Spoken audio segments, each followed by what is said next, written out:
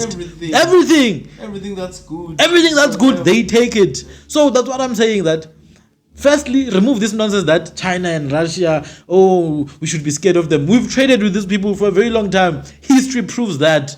We've been in the Americas, we've been in Europe, we've been in ancient India, ancient Asia. There's nothing to fear. All we need to do is step in and take space. And you need to do that with intention.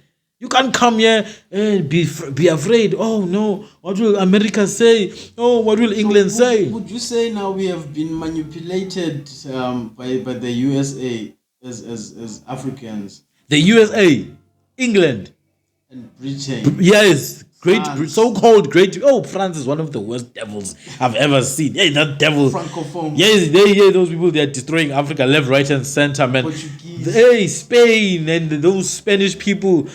And the Belgians and the Germans, you see, and they've got double standards, such that they can come and teach you about human rights when they've been violating human rights for the past 1,000 years. Do you see, my brother? The West and the Middle East have proven to us that they are not worthy of being our friends. So we should not even look at them actually as alternatives. The only way you work with these people is if you know that you have more to benefit than you do to lose. How do you think they took slaves, man? They started by taking. They say that USA is not part of the ICC. Yes, actually, if Putin would go, but they have influence over it. Yes, so if Putin would go to the USA, there's no need for them to. They have no obligation to arrest Putin because it's the USA. Do you see how twisted that nonsense is? They cannot be arrested by the ICC because they don't recognize it. Yes, that's smart actually. That's very smart. That's how criminals work. Since the USA is a criminal country, they know exactly what they're doing. But let's first close off on the Russia and China issue. So, it obviously it's a very long and lengthy subject. But I think if Africa can come together as an economic region, West, East, and SADC, even North Africa stands to benefit from this. But I won't mention them because they think somehow they're not African. Or they seem to be. Some people seem to think that way. Not everyone. Some people seem to think that way. Such as the guy who was he the president or prime minister of Tunisia? He said that the country is going to turn to black. But then if you rewind 500 years ago in Tunisia, it was a black country. Morocco was a black country 500 years ago. Just look at the videos. You can see, wow, in 1800, there were a lot of black people in Morocco. In Israel.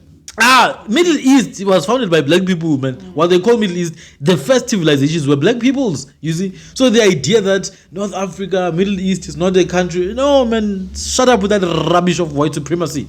You can see these people are Turkic most. They mixed, yes, I'm pretty sure there were tribes who were light-skinned and all that because it's closer to Europe. It makes sense. There's a lot of mixed breeding. Even Southern Europeans are mixed themselves. A lot of those Italians, they've got black blood in them. You can see the afro they have. Like, he's an Italian and he has an afro, man. There's no, we don't deny that. But all I'm saying is if Africa can come as an economic region, SADC, ECOWAS, East African and North Africa come together, man. And when they negotiate with China, they negotiate as 1.4 billion people instead of 60 million South Africans. Do you think 60 million South Africans can dictate what 1.4 billion Chinese people do?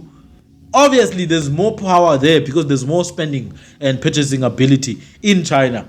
So if Africa can come together as an economic region, debate and negotiate with Russia and negotiate with China from that understanding, I think there's a lot of fair deals that can be achieved. But they need to have an agenda. You can't just, we're called by Putin, let's go. Let's run. They need to have an agenda, a clear agenda for their countries. African presidents don't have an agenda. What is the national vision of these countries? What is the continental vision? What does the African Union, what role do they play? And what evidence is there that they've been playing that role? That's the conversation that's needed. And we need it now. And we need action, not just a conversation. And that's the first point. That Russia, China, and Africa have had contact since olden days. If you want to know how and when, study history. Just study history. Or even look at the icons of the biblical characters in Russia and look at how they look. You will see pretty fast that they're actually not white. Now, let's look at the whether or not Russia and China are saviors of Africa. Absolutely not. Russia and China are not African saviors, but they can work together for a common purpose. That's what you do, man. We have a common goal, we work together. We don't have a common goal, we don't need to work together. That's it. It's common sense, my brother. Yeah, I think for me as well, it's better for us to work with Russia and China, because I think they give us like better deals than the United States and so-called Western. I hear you, countries do. and I think your point is valid. And China has been building a lot of infrastructure in Africa, man. Like they do a lot of things, man. Yeah, They yeah. even bring their own labor sometimes. They do. I do hear that they bring prisoners one way. I'm not saying everyone who comes are prisoners, but I do hear that as well. No, we have to be open to such views as well. We can't just praise them. We have to criticize where it needs to be. I hear they bring prisoners, and then those prisoners never go back. So it's almost like they're dumping. Last time I checked, there were at least 1 million Chinese in Africa. Now we have to keep very, very, very cautious look at those Chinese businesses and how they operate, because we know in the Congo there's a lot of Chinese businesses working with Western interests to take advantage of the Congo. So now China come, let's work together, but then we must have laws that need to be respected by China. Russia come, let's work together, but then there has to be laws that need to be respected by Russia. These laws are there to keep them in check and to ensure that the residents of these countries stay priority number one. Yeah, because man, I think we always dominated by these Everyone, parties, man. by everyone, look at how Bangladesh people are running everything here in South Dominating Africa. us, bro. Those people run away from Bangladesh, man, for their own reasons, but then they run everything here. I'm like, damn, these guys, and they are making so much money because it's an untapped sector of the economy, informal businesses, small, medium enterprises that they are running, takeaways and all that.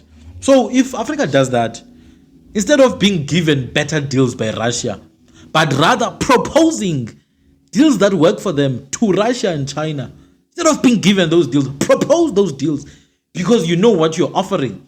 Look at what your competitive advantage is. Southern Africa, what are you good at? Okay, we can use that to our advantage. Eastern Africa, what are you good at? Tea. Okay, tea, coffee, shea butter and all that. Okay, we can export that to the world. West Africa, okay, you guys have got good soil. There's a lot of shea butter that comes, a lot of cocoa that comes from West Africa. Let's take advantage of that. Central Africa, oh my goodness, there's a lot of resources here. We can take advantage of that. There's a lot of water. Let's find technology to improve our water systems. Which country can we work best with? We can work. Yes, bro. We can work with the UAE. They're in the desert, but then they've got water. They can make it rain even if it's hot. Okay, how can we work with them to improve this system?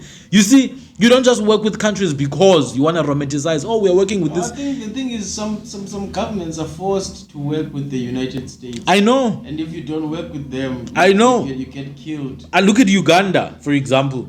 Uganda now, they've been discussing this bill to criminalize homosexuality altogether. It's been passed, I think so. Has it been passed? Okay, I haven't come across that.